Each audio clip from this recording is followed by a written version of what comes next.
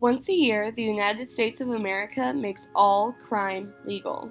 This Purge holiday brings on as much crime and violence as imaginable. James DeMonaco's film, The Purge, released in 2013, focuses on the lives within the Sandin family and their experiences during the Purge. What is most interesting about the family's experience are the gender roles that are established throughout the film. These gender roles include the assumptions that women are weak and unable to defend themselves. Just as the government has failed in protecting its citizens, the father, James Sandin, has failed his family. Although the father is believed to be the heroic figure of the family, he dies before the Purge is even close to being over.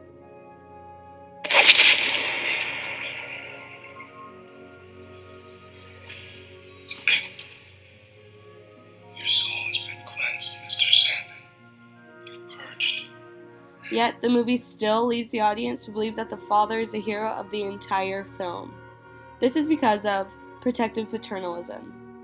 Protective paternalism is the idea that fathers must be the ones to protect their family from terrorism, especially in horror films. This contributes to the idea that women are inferior to men. Even though the women in this film are proven to be the rightful heroes, the film still follows the model of female victimization. Ultimately, the film doesn't elaborate on the fact that the mom is the one who contributed most of the ideas and ended up saving the family in the end.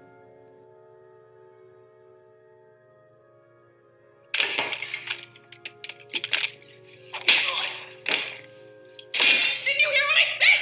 No more killing tonight! Isn't that hard to understand? This is not only prevalent in horror movies, but is commonly seen throughout society. As a woman, I find this to be especially unfair. The daughter is similarly lacking in credibility due to the role that she is given in the film. When the movie starts, she plays a defiant teenager who only cares about her boyfriend and herself. In one of the first scenes, she is beginning to have sex with her boyfriend in a sexy schoolgirl uniform. How stereotypical. In the audience's eyes, she seems like an inept teenager who only cares about her looks and her boy toy.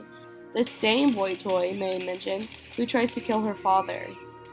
What the movie doesn't elaborate on is how she fought and killed an attacker and saved her family from near death. Still in her sexy schoolgirl uniform, may I add. Because she is viewed a certain way through her dress, she is given no credit for her heroism.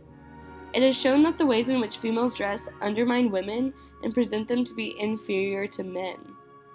The depiction of women in schoolgirl uniforms is commonly used throughout films in order to give women a more sexual appeal when it's not even necessary. What I find to be the most problematic about this film is how the women portrayed in the film need to redeem themselves by being independent agents, but are still not given any credit for their accomplishments.